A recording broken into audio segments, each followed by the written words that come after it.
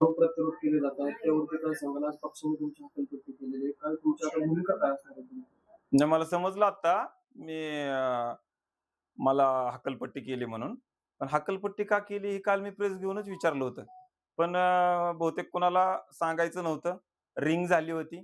म्हणजे तुम्हाला सोपं उदाहरण द्यायचं झालं ना, आमच्या गावाकडच्या भाषेत म्हणतात, शिक्षा फिक्स आहे आणि फाशी मला.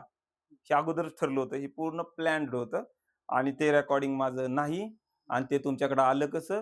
कुणी दिलं? याची चौकशी करण्याची मागणी आणि मला ब्लॅकमेल होतंय यासाठी मी बारामतीच्या डी-वाय-एस-पींकडे 22 ते 25 तारखेच्या दरम्यान एक पत्र दिलं होतं.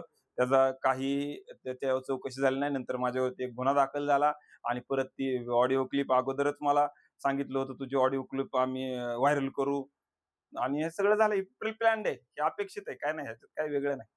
तुम्ही एक माफी नाम्याचा व्हिडिओ देखील सोशल मीडियावर केलेला होता. त्या संदर्भात मग काय सांगाल? जरी साहेब एखाद्या वेळेस सैरभैर जर झालं ना, आपण अडचणीत चाललोय म्हणलं ना, तर आपण कुठंही म्हणजे अ, जिकडे दिशा दिसेल ना, थोडक्यात विहिरीत पडल्यावरती आपण धडपडायला लागलो ना, तर इरुळ्याला सुद्धा आपण पकडतो त्याच्या हं. शेपटाला, नाही का? जीव वाचवण्यासाठी फांदी हातात आली म्हणून. अशा प्रकारे सगळी रिंग करून मला ट्रॅप करून फसवलेलं आहे. ती क्लिप कुठून आली आणि ती क्लिप माझीच आहे का?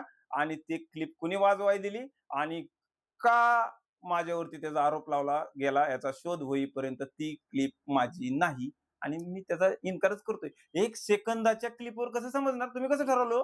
मीच आहे तो म्हणून? डायरेक्ट सांगितलं याला फाशी द्या आणि गुन्हा माझा मला अहो कोर्ट सुद्धा साहेब 2-4 सुनावण्या घेतं आणि मग फाशी देतं ना. इथं सुनावणीच झाली नाही माझी.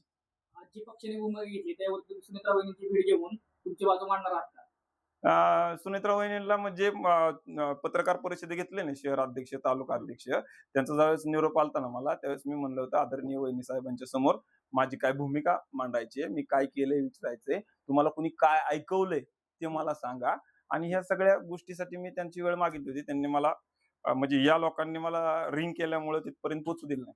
मग तुम्ही संपर्क करण्याचा प्रयत्न केला का? सुनेत्रा वहिनींना हे संपूर्ण घडलेला संपूर्ण प्रकार त्यांच्यावर कानावरती घालावा असा प्रयत्न केला का तुम्ही? 100% केला. माझ्या परिचयात जसं-जसं कुणाला फोन करता येईल असे मी केले. पक्षाने जी कारवाई केली ती योग्य अयोग्य काय वाटतं तुम्हाला? अहो, सुनावणी न झाली निकाल दिला. ह्याला अयोग्य काय योग्य तुम्हीच ठरवा ना साहेब. मी जर सांगतोय, मला गुन्हा काय आहे मी विचारतोय प्रेस घेऊन. मी काल प्रेस घेऊन विचारली, मला फाशी घ्यायला लावताय ना, तर मी फाशी घेतो, पण माझा गुन्हा तर सांगा. प्रेस घेतल्यावर सुद्धा गुन्हा सांगायला कोणी आलं नाही. डायरेक्ट आज हकालपट्टी केली.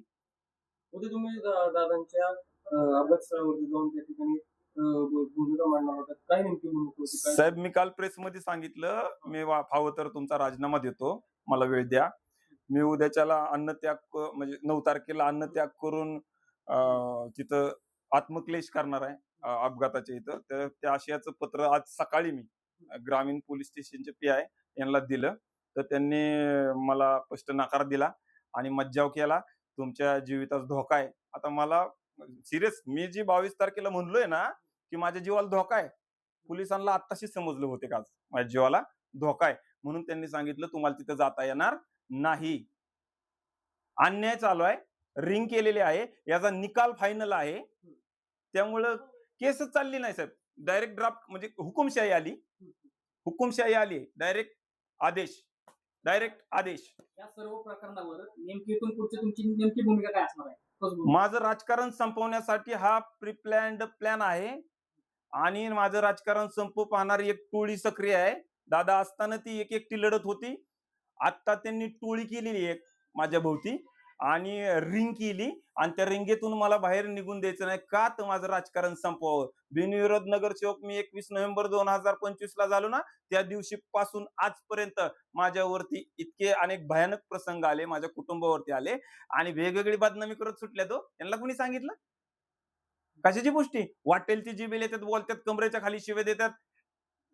अतिशय घाणेरड्या मी काल प्रेसमध्ये सगळ्या कमेंट्स दाखवल्या. याच्या पाठीमागं कोण आहे? की माझा फोन ट्रॅप कुणी केला आणि त्यातलं रेकॉर्डिंग बाहेर कसे गेले याचा तपास घेणार का मलाच गुंतवणार? मी राजीनामा दिला की संपला का तुमचा विषय? राजीनामाच पाहिजे होता मग कोणाचाच शोध लागणार नाही. राजीनामा मी देणार. हे बाहेर आलं कसं? माझं मत मांडायला मला व्यासपीठ आहे का?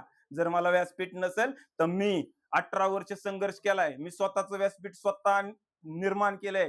मी राष्ट्रीय समाज पक्षाच्या मुशीत वाढलेला कार्यकर्ता आहे. 2018ला मला अजितदादांनी, मी 16च्या नगरपालिकेला 23 मतांनी पडल्यानंतर मला दादांनी जबाबदारीने पक्षात घेतलं, राज्याचं उपाध्यक्ष केलं. मी महाराष्ट्रभर वेगवेगळी आंदोलनं केली आणि त्याचं फलित म्हणून मला आत्ता पहिल्यांदा काही मिळलं असेल. या मलिदा गँगवाल्यांना आज ठासून सांगतो, कोणाच्या 1 रुपयात मिंदा नाही. तुम्ही खाल्ला असेल म्हणजे काय झालं, चोर तो चोर न वर शिरजोर. मलिदा गँगवाली टोळीच मला मलिदा गँग म्हणती. अरे तेवढं जर नशिबात असतं ना माझ्या मलिदा गँग, तर मग मी काय केलं असतं ते बघा.